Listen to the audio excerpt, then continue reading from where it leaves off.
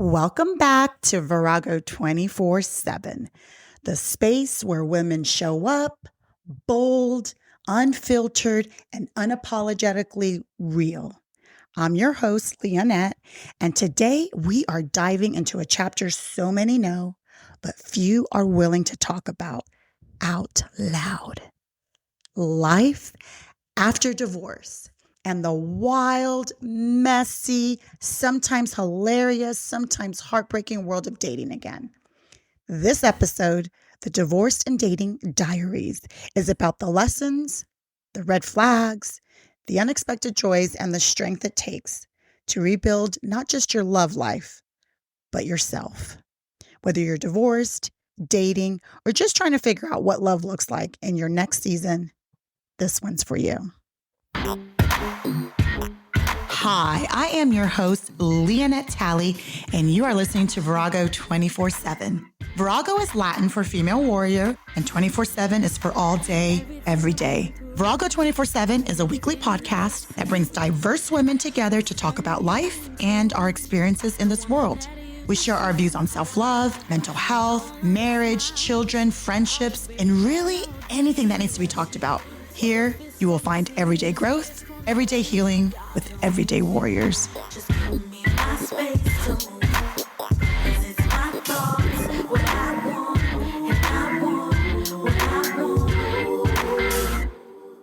Hello, everyone. Hi. Hey.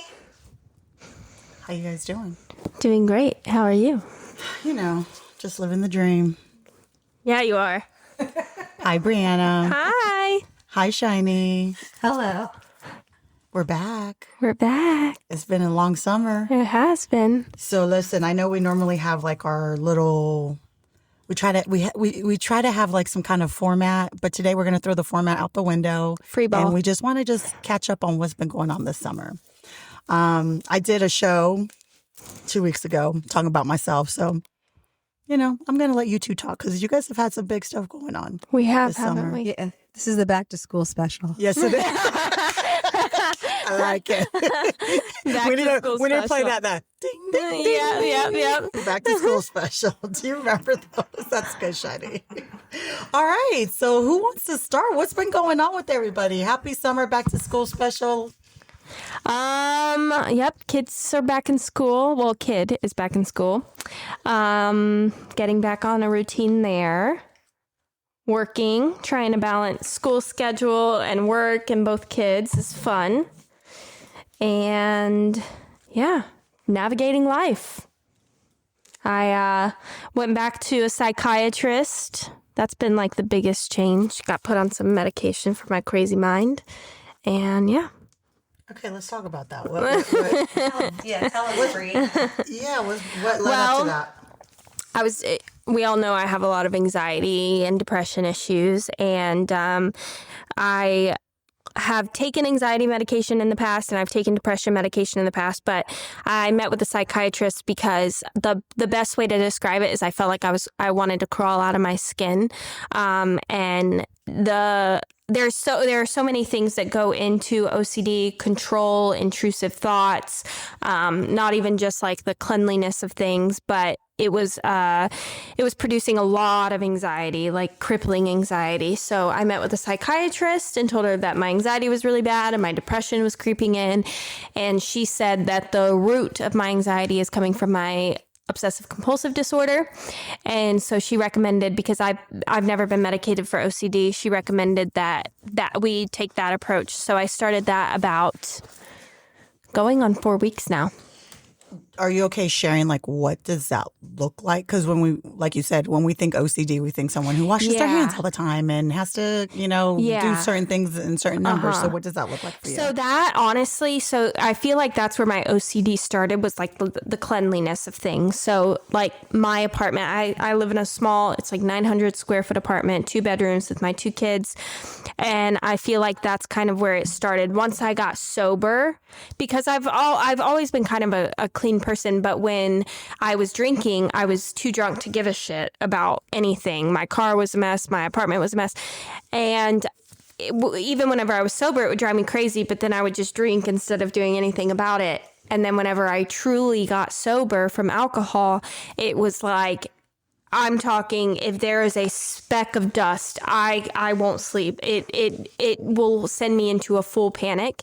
So that's where it started. And I've just been, I get on these like crazy cleaning binges or whatever. But what really, really, really took over was the intrusive thoughts. So like I have a weird thing with numbers. If I'm cooking something in the microwave, for example, if I don't stop it, if I'm not in the kitchen watching the microwave and stopping it at 2 seconds, then my kids are going to die. And I know that sounds fucking insane, but that is the truth. Like if I don't do certain things a certain number of times, if I don't make sure my door is locked 4 times before I fall asleep, somebody's going to break in and murder us all, like those sort of things. And when you think of OCD, that's not the first thing that pops into your mind. So I wasn't fully educated or aware of what was happening.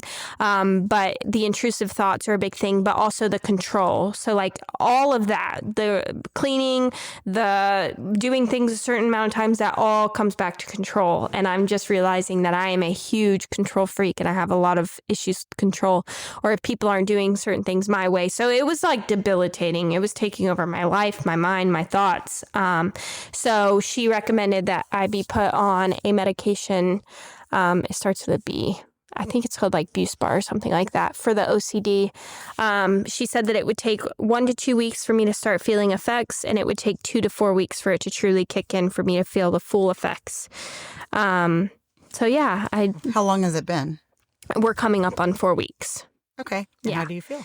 I feel a little bit better. So she wanted me to do it, do the first round, and then I'm on 5 milligrams, and then she was going to boost me up to 10 milligrams. I definitely think I could benefit from 5 more milligrams, but I do feel a little bit of a difference. I'm able to be a little bit more calm, and when something happens, I don't think that it's because I'm meant to die that day. The life just happens, so I feel like it's helped me manage it a little bit better and let go of control a little bit. I'm so proud of You, Bree. Thanks.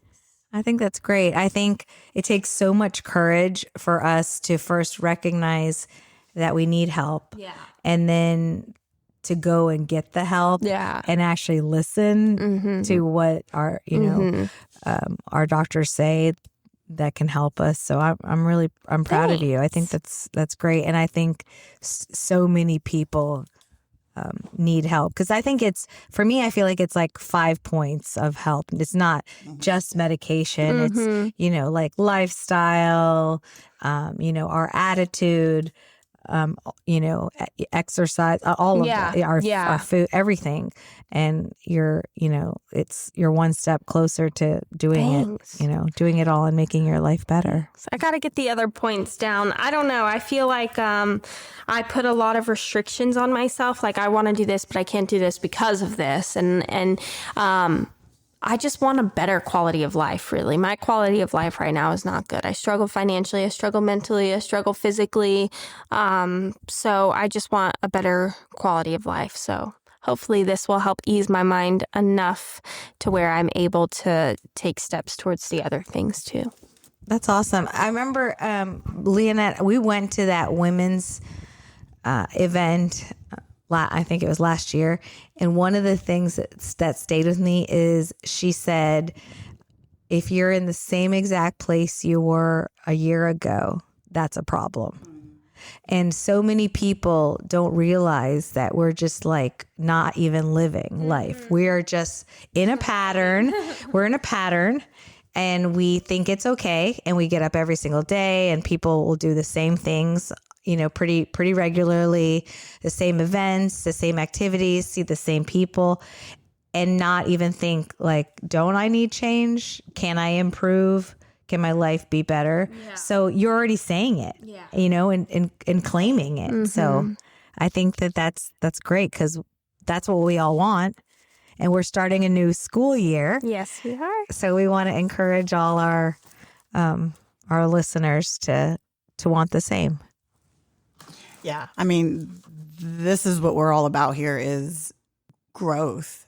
That's one thing that I used to get very, I don't know if insecure is the wrong word, but always wanting more or needing more, and not necessarily like material stuff. It's just like I always feel like there's something inside of me that, okay, let's evolve with this, or like, let's change this, or like, let's set a goal for this. And it used to be like, man, aren't you just kind of just, why can't you just be content? So it doesn't mean that you're not content. You just know, you get to a point where you realize as humans, we should always be evolving, always.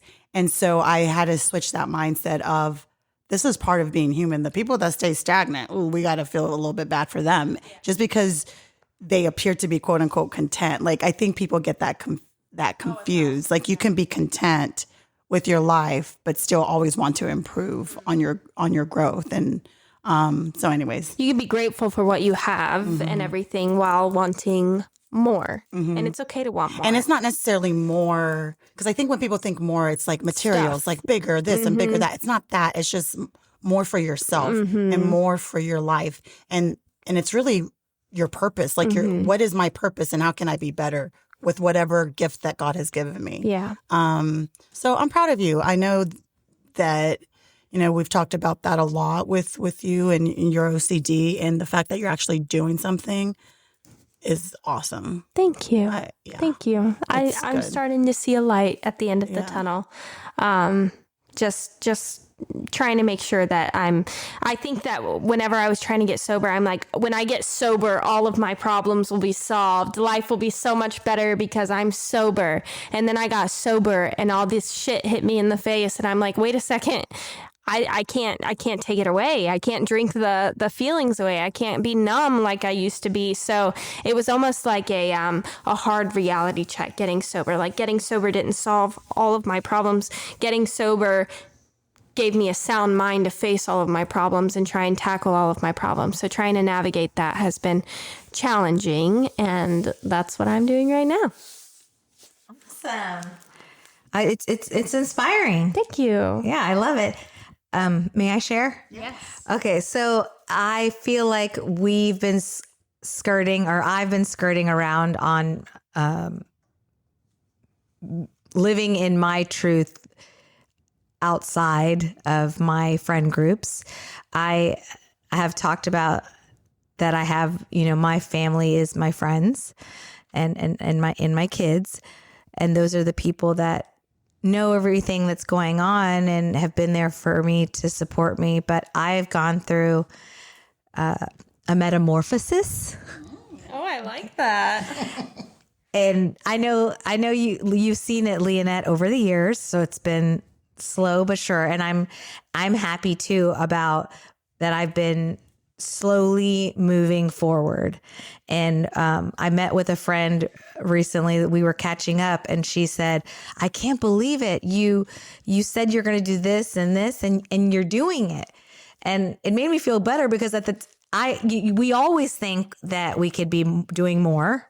I feel all of us are the kind of people who want more. And even today, I want more money. I want more time, more energy. I want better health. I want all these things. And I know that what I'm doing or what I have been doing is getting me, it is pushing me in the right direction. So I haven't told, I haven't made a social media announcement, not that I ever would. And I haven't told, my family, my extended family, but I want to. It's fear of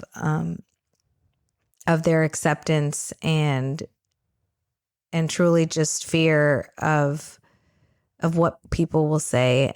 And I'm trying not to care about that, and I've been avoiding it, but I'm ready on the podcast to say that I am officially divorced. It's a pretty big deal to me and in my culture and to our family. It's been a long time coming. I have been struggling for a long time, and I was unhappy, and I took it upon myself to make that change, and nobody else could but me. And I'm so thankful for my friends that that are my family, that have been by my side the whole time, being so supportive and loving and encouraging that I'll be okay, because I am. I had all these fears that I wouldn't be. And I can honestly say that I'm the happiest I've been in a really long time. And I don't want to say that, I don't want to blame him in any ways, because that doesn't bring me any joy. And there's no reason. It takes two. And honestly, marriage is really, really hard. And I think that most of us don't recognize what a huge life choice that is on the partners we pick and how we live our day-to-day life in our marriages and our relationships. So I think I've learned so much, and all the fears that I thought I'd be judged and or criticized or talked about, it actually really doesn't matter. What is that saying? Other people's opinion, it's none of your business. So, quick question, because people listening is like, what's the big deal? Because divorce, it's not like the 1940s, 50s, 60s where it was like this taboo thing of getting divorced. Nowadays, it's just like people get married 2, 3, 5 times. What is it about your culture that makes this so shameful, and to the point that you wouldn't even want to tell your extended family? Image is a big deal. We honestly, because of the arranged marriages, and they're based on socioeconomic status, similar religion, background, everything, they do have a high success rate. They genuinely do. But but not for everybody. And I think so many of us, not even in my culture, but so many of us just put up with being content, or even put up with, I don't have to be happy, or I'm living my life for my children. But I'm determined to want to be authentically happy from the inside out. And I thought to myself, you get one life, and what you do with it matters. So in the last, I guess, 5 years, and it may have even started before that, but really I've been intentional. The last 5 years, I have been really thinking about what I do with my time matters. Who I spend my time with matters. How I treat myself matters. All of those things I wasn't putting at the forefront. The things that I say to myself, just this water bottle. Like, if you look at my water bottle, I have stickers all over it. I mean, you can read it. It says, you are gentle, you are peaceful, you are loved, you are good. Oh, those are cute. You are, what does that say? You are kind. Oh, words of affirmation. Well, because the truth is, a secret people don't know is the way I talk to myself inside all day, every day, is really unkind. And it's things that have been said to me. It's things that have happened, and it's the conclusions that I've drawn from it. It's the assumptions I've made. It's things that I think I was not worthy of. So doing all of that just keeps me down.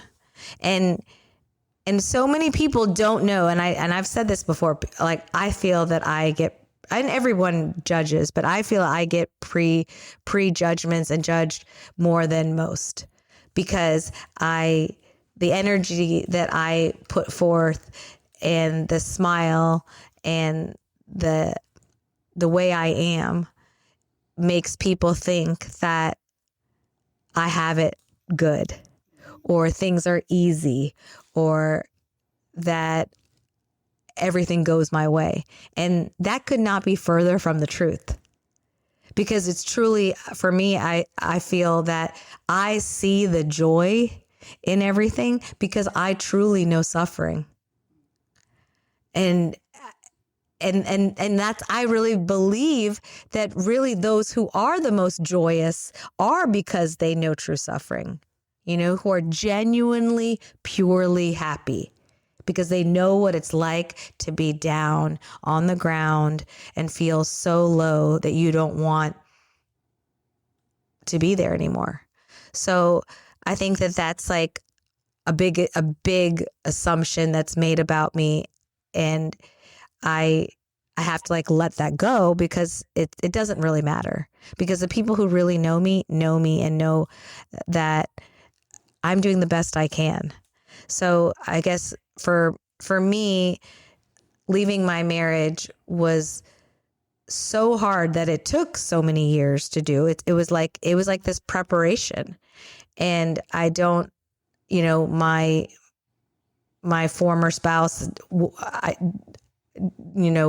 wasn't preparing like I was.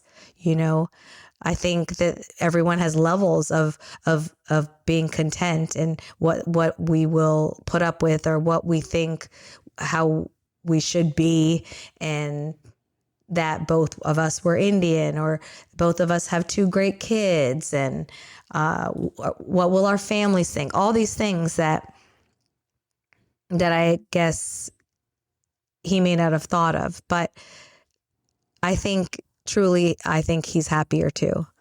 And I can't speak for him, but this is just what I think. And if he's not, I know he will be. And it's not your responsibility whether or not he is. Yes, you're right. Yes, you're right. And I think this huge decision was not taken lightly. And my kids, I think they're okay because they see me okay. And I think that is a big message I would like to send to anyone that's going through these kind of thoughts like I am, is that our kids, we always say we're happy when our kids are happy. It's the actual opposite. They are happy when they see us so happy. When we are thriving and we are our best, they are their best. They bounce off of us. It's not the other way around. Dr. Shefali says it's not called childing, it's called parenting. And every time I make a mistake, which I do because parents aren't perfect, I tell my kids, I'm parenting for the first time too. Or I make mistakes too. Or I don't always have the right or correct response or reaction. So please bear with me too. So I just feel like this whole thing has been such a learning process for me. And I know you see my growth. Oh my gosh.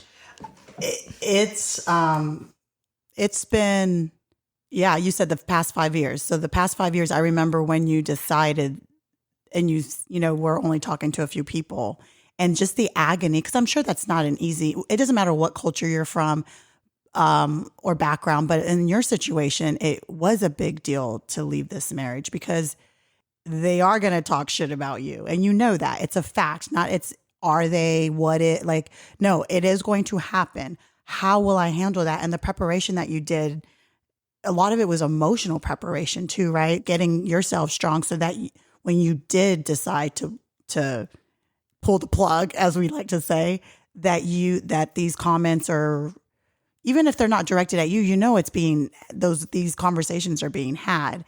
And that's one thing that all of us as humans need to learn, is that I don't give a shit what people are saying. Like, the fact that I'm on your mind, bravo to you. That means I'm doing some shit over here to make you want to talk over there. 'Cause why would I be on your mind? And so once I started changing that mind shift for myself, it's empowering. Like, the fact that I'm on your radar, hey, that speaks volumes about me. That's all I'm saying.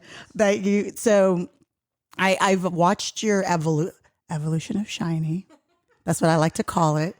And forever evolving. But the evolution of Shiny has been so great to watch, because it's not easy to make those decisions. And I've seen it with other friends and even with you, Briana. Divorce, like once you see the person on the other side and like you said, you're happy and you're thriving, but to get to that point, it is agony because you're thinking about your kids and you're thinking about how it's going to affect them. And I love that you're understanding that if we're good as moms, they're going to be okay. And we all like to think, oh, well, I'm staying in it for my kids. No. And I've said this, and I think I said it to you. I don't know if you remember. No, you're staying in it for yourself because you're scared. Like we like to blame it on, oh, the children, it's going to affect them. No, it's affecting them now because they don't see you happy. They don't see daddy happy. They see, oh, well, we're not fighting in front of them. Well, I sense the energy. You can sense energy, whether you're talking, not talking, cussing each other out. It doesn't matter. Like the energy is there when you're not getting along. And so I'm proud of both of you because I know that was a big step. And the women that I've seen, because you guys are not the only ones that have gone through divorces, and there might be one or two that I'm like, they're still they haven't grown. But the ones that have pulled the plug and that have moved forward, it was horrible while they were doing it, but they're so much happier now, and it needed to happen. And I'm proud of both of you. So that's all I got to say. Thank you so much. Thank you. Let's pivot. So now that we're divorced and we're happy and we're glowing, and yes, we can have more money and more stability, but we're going to get there, right? Because you guys just got divorced officially. It hasn't even been a year yet for either of you, right? Has it? No. Okay. No. So Since I left, but not. yeah. So that stuff is going to work itself out because you guys are always evolving and always growing. So let's talk dating, can we? Are we dating? Are we on these apps, these dating apps? What are we doing? How does this work post? And what are the feelings behind that? Is it like, are we ready to just hit the seam just like willy-nilly, or is there hesitation? Let's talk about that. I am not on any apps. Well, I am. I've gotten on apps. I have not gone on a single date from an app because anytime, like late at night, sometimes I'll be like, oh, I'm really lonely. Let's see what's out there. And then I look and I hate what's out there. I'm like, absolutely not. If I see what kind of stuff? If I see one more 6-pack in a gym mirror, I'm going to lose it, okay? I can't. So, Bree. I can't do it. You know what I love? Can I say, Bree? I remember Bree saying like her type one of the times. She was like, "I love a dad bod," and I'm like, "That I've not heard before." Yeah, I love it. I can't. Yes. I think it's hilarious. I love it because I wouldn't have. I mean, you know, from out, I didn't think so because she's rocking. Yeah. Oh my God, thanks. No, you're beautiful, Bree. So it's I think it's adorable, actually. I think what we're doing is stereotyping Briana based on how she looks because Everyone does. Yes. because she's this cute little. We'll take a picture. We're gonna post it so you can see what we all look like. Cutie patootie. So she's like this little nugget. How tall are you? 5'4"? 4'11". Okay, I was giving you a few inches. I'm like, know. Okay. But you know, you're just so you look like someone who would only get with someone who is a gym rat who has abs popping out of all places that we. Honest to God, anytime I've been on an app and they're like, "Gym is my life," it's an immediate no for me. Yeah. I don't like. I don't like the 6-pack. I don't like really. I like a little bit of flab. I like something. You know how they say men like something to hold on to? Well, women do too sometimes. Okay.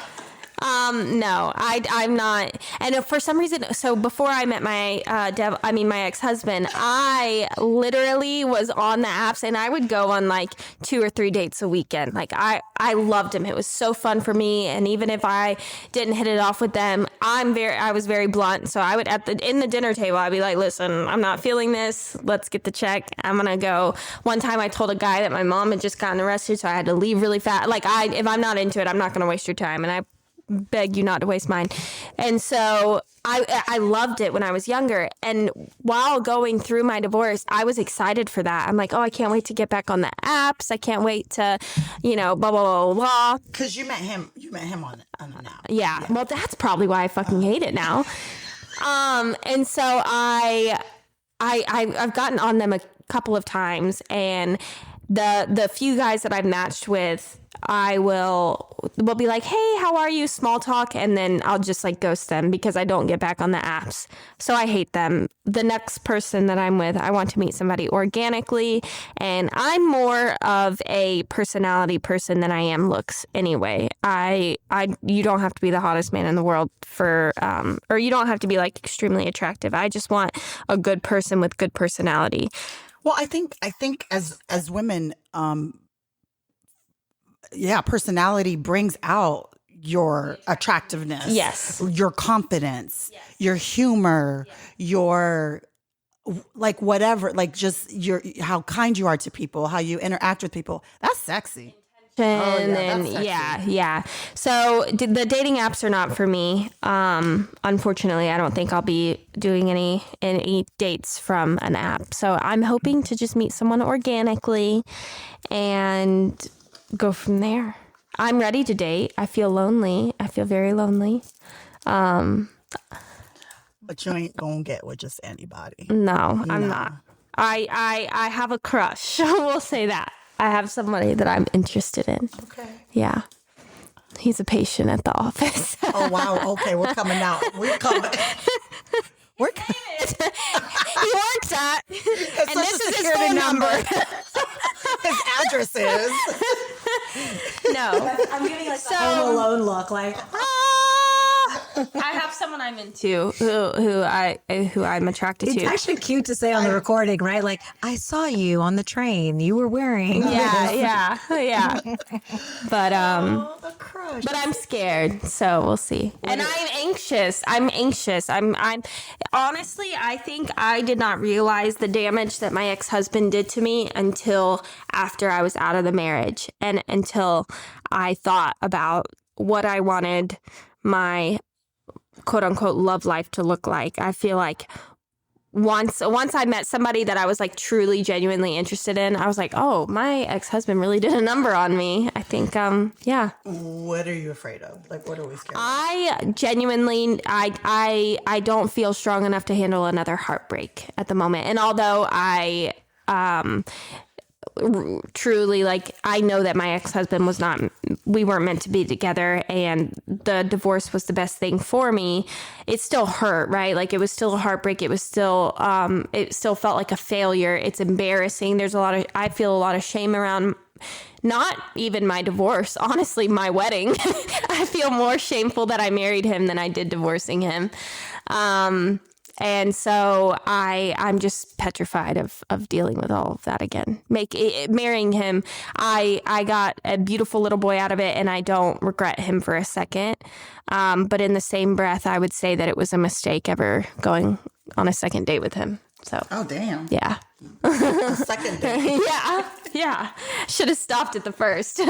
So you learned a lot. I did. Yeah. And like I said, I got my son, so I am forever thankful for him. It's an odd feeling because with I have an older son who's 12, and his dad and I dated in high school, and we got pregnant with my oldest son in high school. And I've always been able to look back at that and been like, it didn't work out. We were teenagers. It wasn't the way we planned, but I never regretted it because I always felt like I was meant to become a mom at a young age, and I can't imagine what road I would have gone down had I not. And with my youngest, it's a different feeling, and I think it's because his dad was so abusive, and there's so much hurt and turmoil, and so, I mean, I still deal with it daily. So I think that it's hard to look at the bright side of it. When I love my son to the moon and the stars, and if I had to be with that motherfucker for another 4 years in order to get him, I would. But it's hard to look at the positive of it. It's hard, and I feel embarrassed that that's the father I gave him. So it's a very different dynamic. My oldest son's dad is a good dad. My youngest son's dad is a. Well, it's still fresh. It's still fresh. It's still fresh. I just muted your microphone because I didn't want you to say something that we can't take back even though I can't edit all of this. No regrets. But, hopefully with time, things will change and get better. once he. And that's what's scary. Will that ever go away? He's not going to change. I'll never not regret it. So yeah, I don't know. Honestly, I'm not in the best place mentally. So This is what I've seen, because you're not the first person that I've seen marry someone with this dynamic. Eventually, right now, it feels like you're the center of their world, and you are. And there's a lot of, I'm trying to be polite, but there's a lot of nastiness coming your way. But eventually, they find somebody else to latch onto, and their attention goes to them, and their harassment turns to them. And then eventually, as the kids get older, they realize, ooh, this is what this parent is exuding, and I don't want to be around that. And that's what happens. So you don't have to say a word. You just keep living your life. You keep growing. You keep maturing. You keep trying to find ways to make yourself better internally, and let the universe handle all of that, because it will happen. I've seen it in other people's lives. It will happen. for sure. So yeah. I have a lot of interesting things to say about dating apps. So I've been officially single for a little bit, not a year or anything yet, but I decided, I think in February, like springtime, to check them out. And I gave a few of them a try, each taking turns. I think on Tinder, I was on it for like 3 hours. That's why. What's going on Tinder? It's terrible. Is it? Yes, but I wanted to be, so I have to say that I know what Tinder's for, and I know people have their things, but my best friend from high school, she's a veterinarian. Her name is Taryn. She met her man that, like, love of her life. They bought a house together. They're as happy as can be on Tinder. There are a lot of success stories. The dating apps honestly are great. They're not for me personally, but they are good. No, I don't even think they're good. I just think it's a little bit of luck. I think exactly. You can be on it and meet a great person, or you could be on it and meet a lot of really interesting people. And I met a lot of interesting people so far. I had someone who remember the guy who showed up at my house? Oh yeah. How could we forget? To the point where I'm like, tell me what kind of car he drives. Because you live right down the street from me. I'm like, if I see that mofo in front of your house, I'm going to get out my car. I'll be like, get out of here. Yeah. So I would say the warning is that you can't underestimate people. You could go on just one date and they can take things however they want in their head. And the internet is such a wonderful thing that, it can be used for good, and it can also be used for bad, and people can find you. So, if they really want to, they will. Because you didn't even tell him no, where nothing. you live. Didn't know my last name. Didn't know nothing. Granted, Shiny is not a common name, but that's still scary. Yeah. So, but he's out of here. He's been gone. He's in her backyard as we speak. I think he follows me on social media. That's it. That's fine. He can follow you on Maybe he socials. listens to the podcast. That's fine. That's fine. Hi, what up? If I see your car in front of her house, it's all mofo. I don't know what you look like, but I got my eyes. I got my eyes everywhere. The funniest thing about that day, we'll say funny, is that he said he was prepared. He said either he'd be going out with me that day, or he'd be going home leaving the property in handcuffs. What the? Or he say that? He said that. Mm-hmm. What the fuck? He said he was prepared. Oh, he's prepared? Like he prepared Was his he prepared mind. to have my fist in his face if I caught him outside? Catch me That's outside. scary. I didn't know that. I know we're laughing about it because Well, we have to. We have to we have to laugh about it because it's really the only way. So he was prepared. Yes, he Anybody told me that's that. prepared to go to prison is psycho. That means That's terrifying. I know.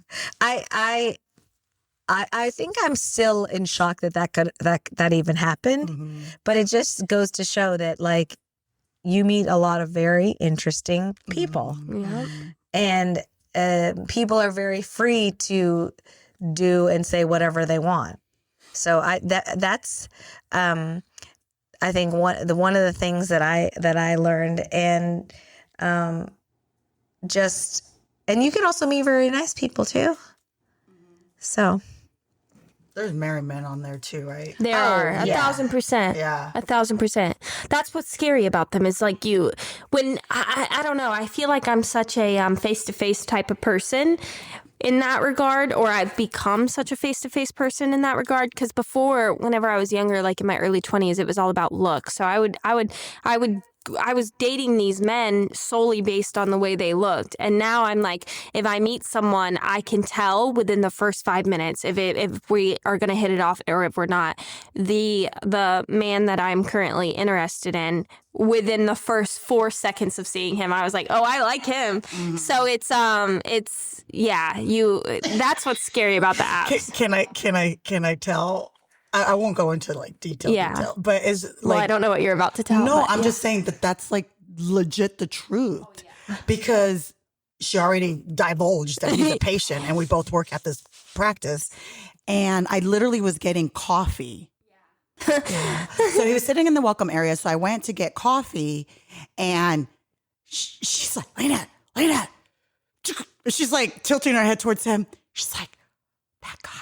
I'm going to marry him. I'm going to marry that guy. And I was like, yes. Oh, yeah. No, she literally said that. And I was like, this psycho. No, I'm kidding. Yeah.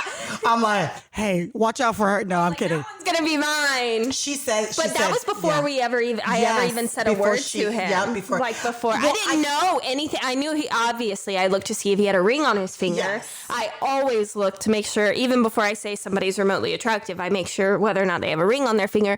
And I did not see a ring on his finger. And I looked at Leonette and I was like, oh my God. Yep. She's like, he's my That's type. Him. That's him. I was like, girl, you don't even know this man. I didn't know his name.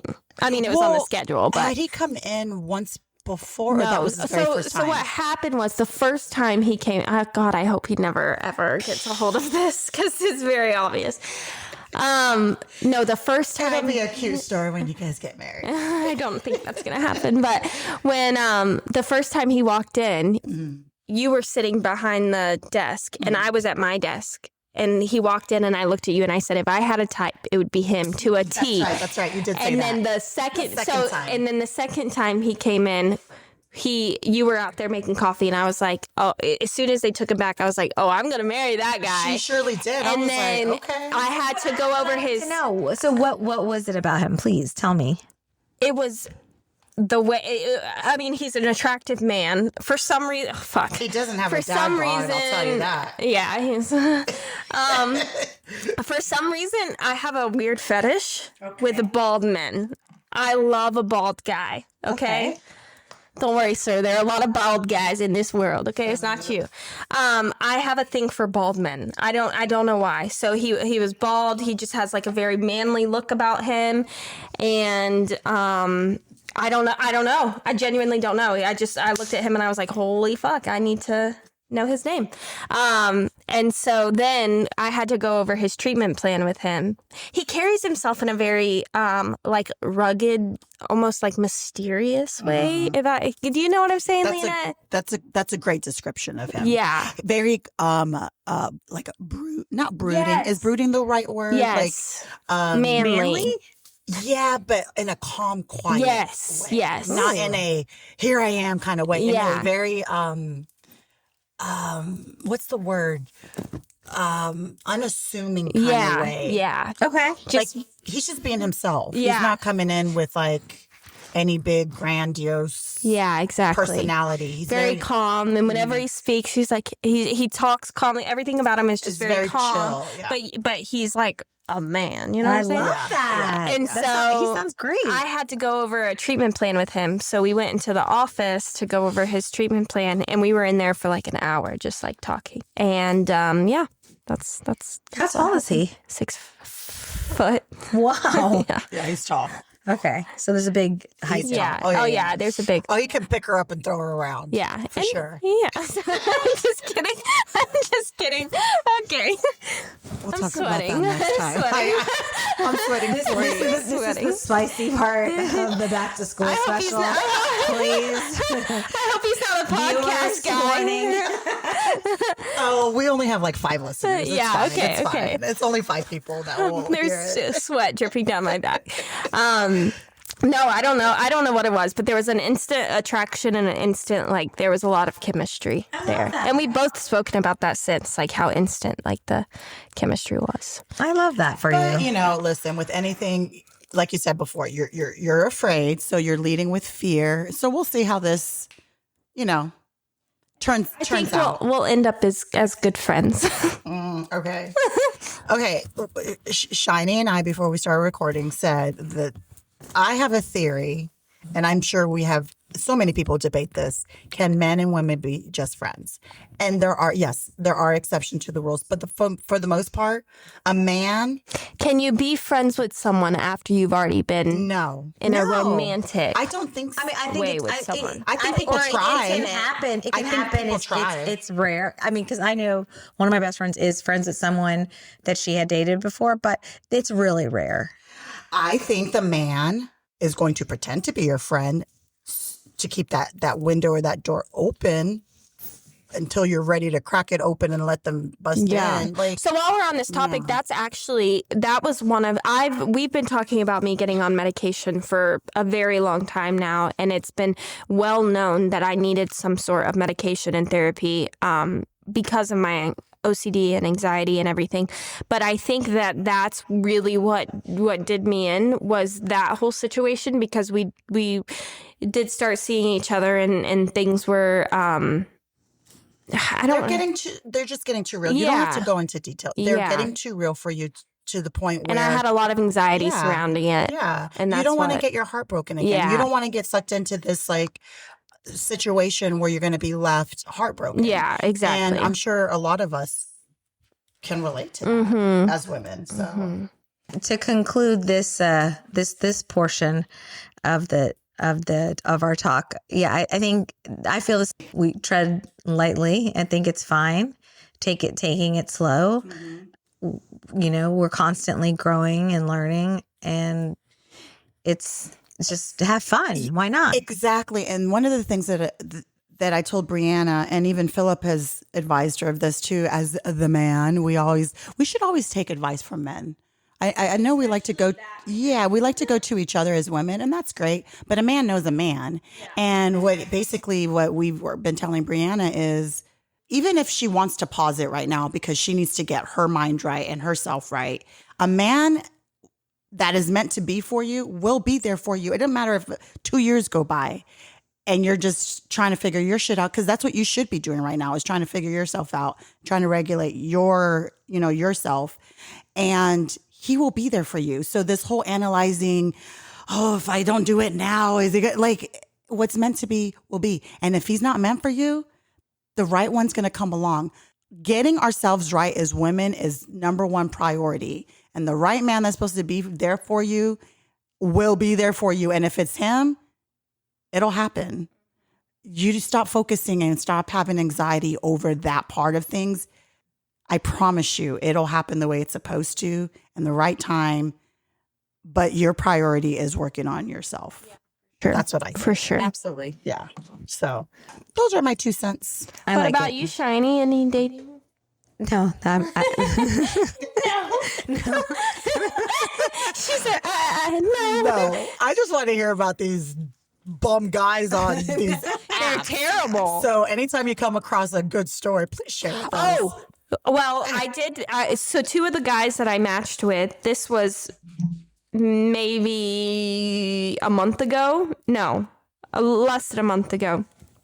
After I had my little freak out with this guy, I got on the app and I was like, I'm going to just see what's out there. So I matched with these 2 guys. We're having small talk. I'm talking like, hey, how are you type deal. And within 4 minutes, both of them were like, yeah, well, I'm really in the mood to cuddle. Or I'm like, hey, I'm about to go to bed. And the other guy was like, well, that makes me want to cuddle you. And I'm like, you don't even know my middle name, bro. Like, what the fuck? Okay, is cuddle code for I don't know. But you've never even shook my hand. What do you mean you want to cuddle? That's disgusting to me. Yeah, that's and I immediately And cuddle. He doesn't immediately mean cuddle. Yeah, exactly. I immediately got off and I was like, yeah, bump this. Yeah. The person I end up with, I want to meet someone organically, but that's just me. The dating apps aren't for me. Yeah, I don't like. In this I economy, concur. free dinner, but I can't even do that. And I definitely don't like any pictures that have been sent my way. I immediately delete. Immediate. A bunch of creepers out there. It's awful. Yeah, Nobody wants to see all that. No. You know what? The woman's body is, I will say, is a work of art. Oh yeah. So is a man's. I was having this debate with my friend the other day. She's like a woman's. My friend is bisexual, and she's like, a woman's body is so much better to look at than a man's. And I'm like, that's how I know I'm straight as a board, because I think a man's body is way more attractive than a woman's.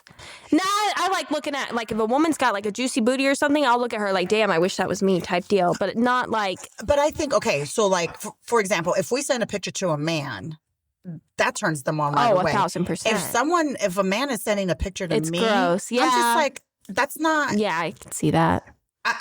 I'm not like, would you think I'm just automatically start getting wet down there and like we're getting ready? Like, no. Come on over. No. No, so keep that shit to yourself. Yeah. I don't know. I'm not dating, but that wouldn't turn me on. That would be such a type of girl. No. I've never requested, nor have I've been like open or receptive to receiving dick pics. I'm not, or any nude pictures really. It's not been my thing. I'm with you, Shiny. I've never done any of that. Sexting's fun.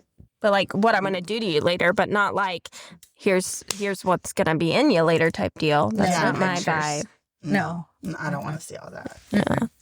And plus, we have children. Yeah. Anybody can grab a phone. And I don't have a pin on my phone. Facts. I don't have a passcode on my phone, so anybody can just. I'm like, here, I have nothing to hide here. You want to check something? Corinne takes my phone all the time. So You know can how- you imagine if she saw a picture of her father on my phone? Oh my gosh. Or me of myself that I forgot. Get out of here. No. You know how if you have an iPhone and an iPad, like your text will come through your iPad too? Mm-hmm. The other day, Maddox was like, Mom, I want to browse. He's not allowed Facebook or social media yet. He's like, Mom, I want to browse Facebook Marketplace on your iPad. And I was like, yeah, sure. And I was like, go get your iPad. And I was texting with someone, nothing like dirty or anything, but still not something I want my son seeing. And I was texting with someone. And as I'm texting, I'm like, oh my God, Maddox has my iPad. So I like run in his room real quick and I'm like, Maddox, are you looking at my text messages? He's like, no, I would never do that. But you know, like they'll pop down, like it'll be a little window popping down. It wasn't photos or anything sexual, but still I was like, no, the iPad's cut off. You're going to have to get your own. Mm-hmm. Nope. Yeah, I'm not a big sexter. Careful. Is that your PSA? Please be careful. Don't let your children see your if you're going to get dick pics, make sure you put them in a folder because there's apps for that. I hear. Yeah, I don't know about that, but I've heard that There are. Like they look like something else, but it's where you'll hide the pictures. Yeah. I don't know. I've never used one, but they I'm sure my ex-husband could tell you all about it. All right, girls. So I think this is enough for today. I think We'll end on the dick pics. I love it. We will end with dick pics. What is it? Discretion is advised. Yes. Pure expression. PG-13. Yeah. No, I'm happy to be back. I know summers are always hectic and I like to take my summers off, but I'm glad that we're back. And yeah, let's see where this rest of the year takes us. Let's do it. Yeah. I'm in. I love you, ladies. I'll see you all very soon. And as always, thank you. You're welcome. Love you too. Bye. Bye. Bye. I'll end with this. When it's time for something new, you will feel it. You will feel a desire to let go, to shed layers, to move, to recreate. You will know because there will be subtle shifts all around you. You will release the old because you're really clearing the path for what's ahead. Trust the process. Thank you so much for listening to Virago 24/7. If you haven't done so already, go ahead and hit that subscribe button and please give us 5-star ratings. Also, don't forget to follow us on Instagram at Virago24_7 and on Facebook at Virago24/7. And just connect with us and share your story. We'd love to hear from you.